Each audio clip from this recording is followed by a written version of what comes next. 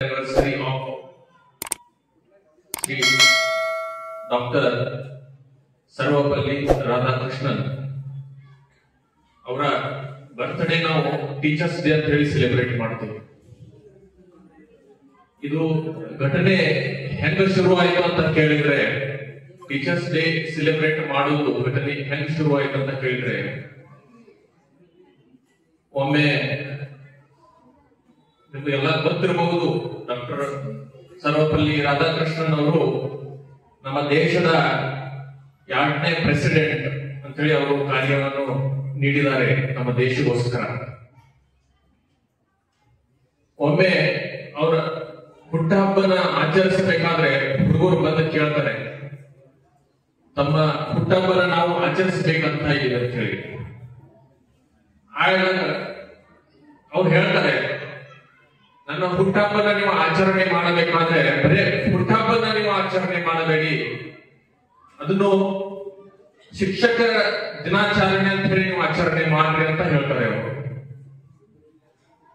ಯಾಕಂದ್ರೆ ನಮ್ಮ ಸಮಾಜದೊಳಗೆ ಒಂದು ಉಚ್ಚ ಸ್ಥಾನ ಪಡೆದಂತ ಯಾರಿದಾರಂತ ಕೇಳಿದರೆ ಅವರು ಶಿಕ್ಷಕರಾದರೆ, ಗುರುಗಳು. ಯಾಕಂದ್ರೆ ಈ ಸಮಾಜನ ರೂಪಿಸಬೇಕಾದ್ರೆ, ಈ ಸಮಾಜನ ಕಟ್ಟಬೇಕಾದ್ರೆ ಅದರಲ್ಲಿ ಅತಿ ದೊಡ್ಡ ಯೋಗದಾನ ಯಾರು ಇರುತ್ತೆ ಅಂತ ಕೇಳಿದ್ರೆ ಅದು ಶಿಕ್ಷಕರ, ನಮ್ಮ ಗುರುಗಳದಿರ್ತದೆ. ಅದಕ್ಕೆ ಅವರು ಹೇಳಿದ್ರು, ನನ್ನ ಹುಟ್ಟಹಬ್ಬನ ಆಚರಣೆ ಮಾಡಬೇಕಾದ್ರೆ ಅದರ ಶಿಕ್ಷಕ ದಿನಾಚರಣೆ ಅಂತ ಹೇಳಿ ನೀವು ಆಚರಣೆ ಮಾಡ್ರಿ ಅಂತ ಹೇಳಿದ್ರು. ಈಗ ಇಲ್ಲಿ ನೀವು ಗಮನ ಕೊಟ್ಟು ನೆಟ್ಟಗೆ ನೋಡಿದ್ರೆ, ನೀವು ಗೂಗಲ್ ಅನ್ನು ಸರ್ಚ್ ಮಾಡಿ ನೋಡಿದ್ರೆ ಹಲವಾರು ಪ್ರಶಸ್ತಿಗಳನ್ನ ಬೇರೆ ಬೇರೆ ಕ್ರೀಡೆಗಾಗ್ಲಿ, ಯಾವುದೋ ಒಂದು ರಿಸರ್ಚ್ಗಾಗ್ಲಿ, ಅಥವಾ ಡಾಕ್ಟರ್ ಅವರಿಗೆ ಡಾಕ್ಟರೇಟ್ ಪದವಿ ಆಗಲಿ, ಪದ್ಮಶ್ರೀ, ಪದ್ಮಭೂಷಣ, ದ್ರೋಣಾಚಾರ್ಯ ಅವಾರ್ಡ್, ಭಾರತ ರತ್ನ ಅವಾರ್ಡ್, ಈ ತರದ ಸಾಕಷ್ಟು ಅವಾರ್ಡ್ಗಳಿದಾವೆ.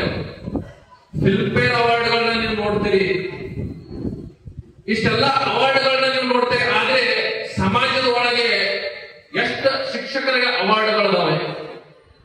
ಬಹಳ ಕಡಿಮೆ ಅವಾರ್ಡ್ಗಳಿದಾವೆ. ಡಾಕ್ಟರೇಟ್ ಪದವಿ ಯಾಕೆ ಕೊಡ್ತಾರಂದ್ರೆ ಅವರು ಕಂಟಿನ್ಯೂಸ್ಲಿ ಅದ್ರ ಮೇಲೆ ರಿಸರ್ಚ್ ಮಾಡ್ತಾ ಇರ್ತಾರೆ. ಅಥವಾ ಒಂದು ಪೇಷಂಟ್ ಬಂದ ನಂತರ ಆ ಪೇಷಂಟ್ ಯಾವ ತರ ಬಿಹೇವ್ ಮಾಡ್ತಾ ಇದೆ, ಯಾಕಂದ್ರೆ ಈ ಮಳೆಗಾಲದಾಗ ಇರೋ ರೋಗ ಮುಂದಿನ ಮಳೆಗಾಲದಲ್ಲಿ ಇರ್ತೈತೆ ಅಂತ ಹೇಳಕ್ ಬರೋದಿಲ್ಲ. ಮುಂದಿನ ಮಳೆಗಾಲದಲ್ಲಿ ಬೇರೆ ರೋಗನೇ ಇರ್ತೈತಿ, ಬೇರೆ ಬ್ಯಾಕ್ಟೀರಿಯಾಸ್ ತಯಾರಾಗ್ತಿರ್ತವೆ. ಹಂಗೆ ಪ್ರತಿ ಬದಲಾಗ್ತಿರ್ತಕ್ಕಂಥ ವಾತಾವರಣಕ್ಕೆ ಅವರು ಅಭ್ಯಾಸ ಮಾಡಿ, ಅಧ್ಯಯನ ಮಾಡಿ ಅವರು ಔಷಧನ ಬರೀಬೇಕು. That's why they are called as doctors. ಆದ್ರೆ ನಾವು ಶಿಕ್ಷಕರಿಗೆ ಯಾವುದೋ ಪದವಿ ಅನ್ನೋದನ್ನ ಸ್ಪೆಸಿಫಿಕಲಿ ಉಚ್ಚ ಪದವಿ ಅಥವಾ ಉಚ್ಚ ಸನ್ಮಾನವನ್ನು ಕೊಟ್ಟಿಲ್ಲ. ಯಾಕೆ ಕೊಟ್ಟಿಲ್ಲ? ಆದ್ರೆ ಅವ್ರ ಕಾರ್ಯ ಏನಿಲ್ಲ ಅದು ಆ ಮಟ್ಟಕ್ಕೆ ಇದೆ. ಆದ್ರೂ ಅವ್ರಿಗೆ ಗೌರವವನ್ನು ಸಿಕ್ಕಿಲ್ಲ. ಆ ಗೌರವವನ್ನು ಯಾರು ಕೊಟ್ಟಿಲ್ಲ ಅಂತ ಕೇಳಿದ್ರೆ ಶ್ರೀ ಡಾಕ್ಟರ್ ಸರ್ವಪಲ್ಲಿ ರಾಧಾಕೃಷ್ಣನ್ ಅವರು ಕೊಟ್ಟಿದ್ದಾರೆ ನಮಗೆ. ಯಾಕಂದ್ರೆ ಒಬ್ಬ ಶಿಕ್ಷಕರು ಕೂಡ ಅಷ್ಟೇ ಮಟ್ಟಕ್ಕೆ ಕೆಲಸ ಮಾಡ್ತಾ ಇರ್ತಾರೆ. ಯಾಕಂದ್ರೆ ಈಗ ನಾವು ನೋಡ್ತಿದ್ದೇವೆ, ನಾನಾ ತರದ ಹುಡುಗರು ಇರ್ತಾರೆ, ಒಂದೇ ತರದ ಇರೋದಿಲ್ಲ. ಒಂದ್ ಹುಡುಗರಿಗೆ ಲೆಕ್ಕ ಬರ್ತಿರ್ತೈತಿ, ಒಂದ್ ಹುಡುಗ ಲೆಕ್ಕ ಬರ್ತಿರಂಗಿಲ್ಲ, ಒಂದ್ ಹುಡುಗ ಇಂಗ್ಲಿಷ್ ಚಲೋ ಇರ್ತೈತಿ, ಒಂದ್ ಹುಡುಗದ ಇಂಗ್ಲಿಷ್ ಚಲೋ ಇರಂಗಿಲ್ಲ. ಒಬ್ಬ ಹುಡುಗ ಚಟಗಾರನ ಇರ್ತಾನೆ, ಒಂದ್ ಹುಡುಗ ಬರೀ ದೋಸ್ತಿ ಆಗಲಿ, ಒಂದ್ ಹುಡುಗ ಮೊಬೈಲ್ ಕಡೆ ಅಡಿಕ್ಟ್ ಆಗಿರ್ತಾನೆ. ಪ್ರತಿಯೊಬ್ಬರಿಗೆ ಗೊತ್ತಿರ್ತಕ್ಕಂಥ ಎಲ್ಲ ಹುಡುಗರದು ಮೆಂಟಾಲಿಟಿ ಬೇರೆ ಇರ್ತದೆ. ಆದ್ರೆ ಆ ಶಿಕ್ಷಕ ಏನಿರ್ತಾರಲ್ಲ ಅವನ ಜವಾಬ್ದಾರಿ ಇರ್ತೈತೆ, ಅದನ್ನ ಅನಲೈಸ್ ಮಾಡಿಕೊಂಡು ಅವ್ರಿಗೆ ಅದ್ರ ತಕ್ಕಂಗ ಟ್ರೀಟ್ಮೆಂಟ್ ಕೊಡೋದು. ಅವು ಆ ಮಟ್ಟಕ್ಕೆ 3 ವರ್ಷ, ಅಥವಾ ಈಗ ನಾವು 3 ವರ್ಷ ಅಂತ ಮಾತಾಡ್ತಾ ಇದ್ದೇವೆ. ಈಗ ಸ್ಕೂಲ್ದಲ್ಲಿ ಹೋದ್ರೆ ಫಸ್ಟ್ ಸ್ಟ್ಯಾಂಡರ್ಡ್ ಹಿಡ್ಕೊಂಡು ನಾವು ಡಿಗ್ರಿ ಮಟ್ಟ ಆಗ್ಲಿ, ಅವನ ಜೀವನ ಒಳಗೆ ಒಂದು ಡಿಗ್ರಿ ತಗೊಂಡು ಹೊರಗೆ ಬೀಳುವ ಮಟ್ಟ ಆಗ್ಲಿ, teachers are responsible. They have to analyse the student, they have to treat according to that. ಅವರು ಕೆಲವೊಂದ್ಸಲ ಉಡಾಳರಾಗಿರಬಹುದು. ಆ ಉಡಾಳತನ ತಮ್ಮ ವಶ ಒಳಗೆ ಹೆಂಗ ತರಬೇಕು ಅನ್ನೋದು ಆ ಶಿಕ್ಷಕರಿಗೆ ಗೊತ್ತಿರ್ತದೆ. ಯಾಕಂದ್ರೆ ನೋಡ್ಲಾರ್ದಂಗ ಇರೋದ್ರಂದ್ರ ಶಿಕ್ಷಕರು. ಕೆಲವೊಂದ್ಸಲ ಮಾಸ್ತರ್ಗೆಲ್ಲ ಗೊತ್ತಿರ್ತೈತಿ, ಹುಡುಗರಿಗೆ ಏನ್ ಅನಿಸ್ತಿರ್ತೈತಿ, ನಾವು ಹಿಂದಕ್ಕೆ ಗೊತ್ತೇವ್ ದಂಗೆ ಮಾಡಾಕ ನಡೀತೈತಿ ಅಂತೇಳಿ ಅವ್ರಿಗೆ ಅನಿಸ್ತಿರ್ತೈತಿ. ಆದ್ರ ಒಂದು ನೆನಪಿಟ್ಕೋರಿ, ಮಾಸ್ತರ್ಗೆಲ್ಲ ಗೊತ್ತಿರ್ತೈತಿ ಎಂತ ಮಟ್ಟಕ್ಕೆ ಅದು ನಡೆದೈತಿ, ಏನ್ ನಡೆದೈತಿ, ಅದ್ ಎಂತ ನಿಮಿಷ ಐತಿ ಅನ್ನೋದೆಲ್ಲ ಗೊತ್ತಿರ್ತೈತಿ. 10 ನಿಮಿಷ ಇರ್ತೈತಿ. ಹೆಂಗ ಪಟಾಕಡಿ ಉಡಿ ಹಚ್ಚಿದ ನಂತರ ಪಟಾಕಡಿ ಥಪ್ಪ ಅಂತೇಳಿ ಎಷ್ಟು ಅದರಲ್ಲಿ ಮದ್ದು ಮುಗಿಯೋ ಮಟ್ಟ ಅಟ್ಟ ಥಪ್ಪ ಅಂತೈತಿ. ಆ ಮದ್ದು ಮುಗಿದ ನಂತರ ಅದು ಪಟಾಕಡಿ ಹಾರ್ತಿದ್ದಿಲ್ಲ. ಮದ್ದು ಮುಗಿದಿನ ಪಟಾಕಡಿ ಮತ್ತೆ ಹಚ್ಚಿ ನೋಡ್ರಿ ಹಾರ್ತಿದ್ದಿಲ್ಲ, ಹಾರಂಗಿಲ್ಲ. ಯಾಕೆ ಹಾರಂಗಿಲ್ಲ? ಆ ಎನರ್ಜಿನ ಎಂಟ್ರಾಪಿ ಅಂತ ಹೇಳಿ ಕರೀತಾರೆ.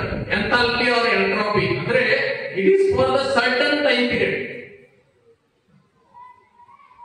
ಅದಕ್ಕ ಮಾಸ್ತರ್ನು ಬಹಳ ಚೆನ್ನಾಗ ಒಂದ್ ಸ್ವಲ್ಪ ಉದಾಹರಣೆ ನಡೆದಿರ್ತಂದ್ರೆ ಅಷ್ಟೇ ಒಂದ್ ಸ್ವಲ್ಪನ ಬೇಯೋದು, ಬಹಳಷ್ಟು ಬೇಯ್ಕೋತ ಕುಂಡ್ರಂಗಿಲ್ಲ. ಅವ್ರಿಗೆ ಮಾಯಾನು ಮಾಡೋದು, ಅವ್ರಿಗೆ ಬೇಯೋದು. Means teacher is responsible for his career. ಅದಕ್ಕೆ ಅವರಷ್ಟು ಬಹಳ ತಿಳ್ಕೊಂಡು ಶುರುವಾತ್ನಾಗ ಹೊಸವಾಗಿ ಜಾಯಿನ್ ಆಗಿ ತಿಳಿಯಂಗಿಲ್ಲ. ಯಾಕಂದ್ರೆ ಅವ್ರು ನಮ್ಮ ಒಂದು ಪ್ಯಾಷನೇಟ್ ಆಗಿರ್ತಾರೆ. ಬಟ್ ನೋಡ್ರಿ ನೀವು ಎಷ್ಟು ಸೀನಿಯರ್ಸ್ ಬರಲ್ಲ. ಈಗ ನಾವು ಎಷ್ಟು ಬೇಯ್ತೀವಿ ಬಟ್ ನಮ್ಗಿಂತ ಮೇಲಿನವ್ರು ಬೇಯಂಗಿಲ್ಲ. ಈಗ ನಾವು ಸಮಾಧಾನವಾಗಿರ್ತೀವಿ, ನಮ್ಮ ಪ್ರಿನ್ಸಿಪಲ್ ನಮ್ಗಿಂತ ಬಹಳ ಸಮಾಧಾನವಾಗಿರ್ತಾರೆ.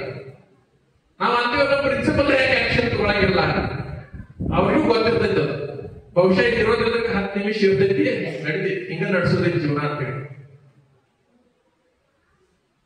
So that is the maturity, that is required. ಈಗ ಹೆಂಗ ಶಿಕ್ಷಕರಿಂದ ನಿಮ್ಮ ಜೀವನ ಮೇಲೆ ಪ್ರಭಾವ ಇರ್ತೈತೆ ಅಂತ ಕೇಳಿದ್ರ 2 + 2 ಎಷ್ಟು? 2 + 2 ಎಷ್ಟು? 4. 2 × 2 4. Is it correct? 3 + 3 3 3 ಎಷ್ಟು? ಜೋರ್ಲೆ ಹೇಳ್ರಿ. 6.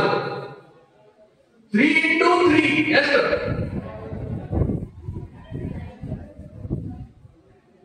3 × 1 3, 3 × 2 6, 3 × 3 ಎಷ್ಟು? 9. ಈಗ ನೋಡ್ರಿ, 3 + 3 6, 3 × 3 ಬರೀ ಅಲ್ಲಿ ಪ್ಲಸ್ ಅಥವಾ ಮಲ್ಟಿಪ್ಲಿಕೇಶನ್ ಇಂಟು ಒಂದು ಸಿಂಬಲ್ ಬಂದಾದ್ರೆ ಎಷ್ಟು ಡಿಫರೆನ್ಸ್ ಬಿತ್ತು? 3 ಡಿಫರೆನ್ಸ್ ಬಿತ್ತು.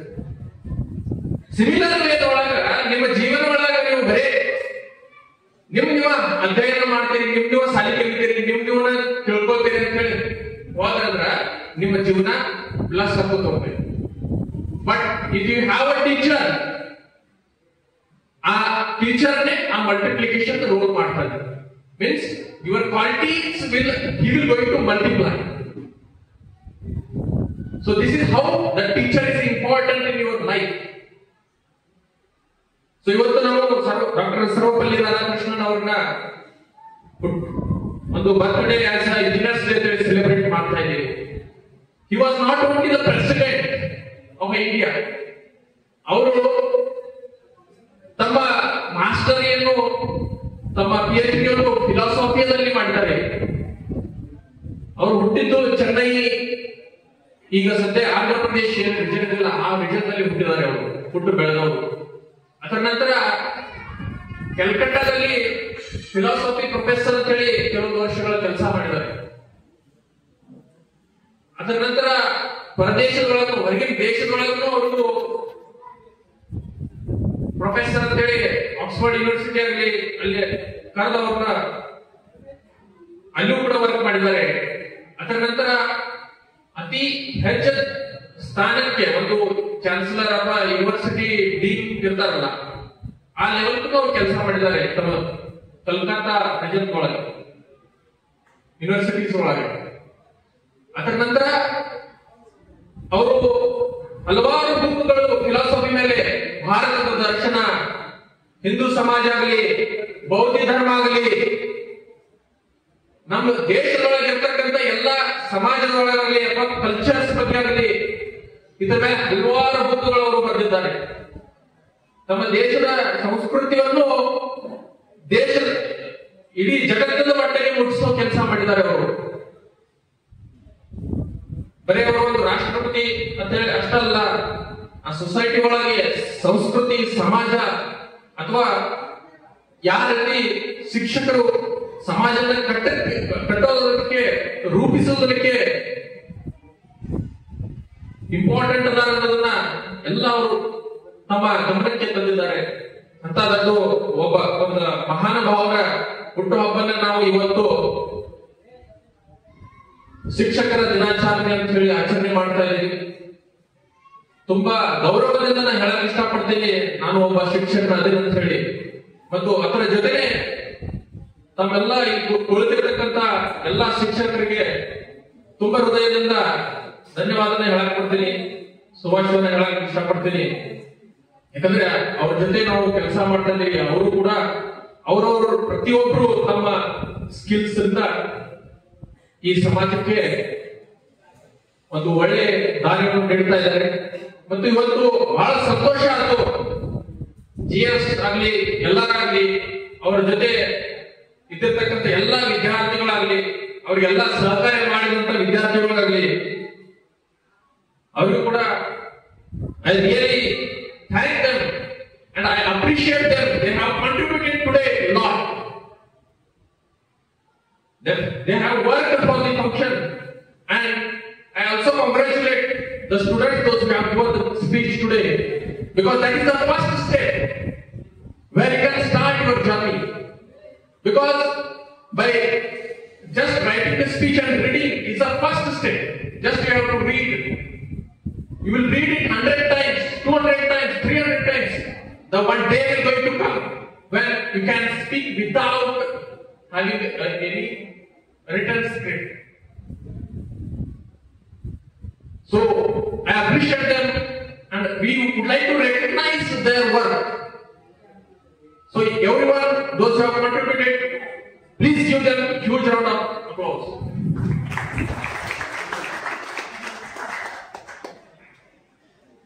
So with this note, I would like to conclude my speech. Thank you everyone, and I wish you all once again happy Teachers' Day.